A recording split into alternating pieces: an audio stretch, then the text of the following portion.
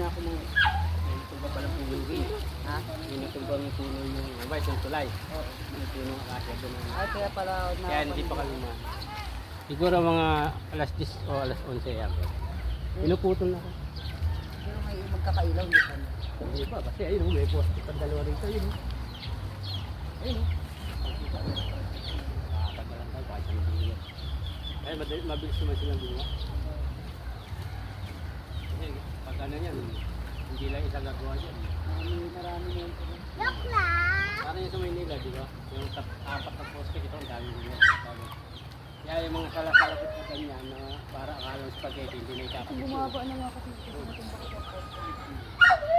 Kasi mataas yun, di ba? Delikado na yung pagawin. Ayan, light yun. Ito yan, yan. Kahit nga alam mo kung yung bagay, yung ganyan, yung lakas ng loob.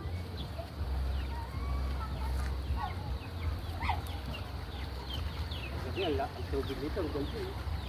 Hindi sa lagpas sa PVC. Kaya siguro lumagpas na yung tubig at kaya nakapunta na doon.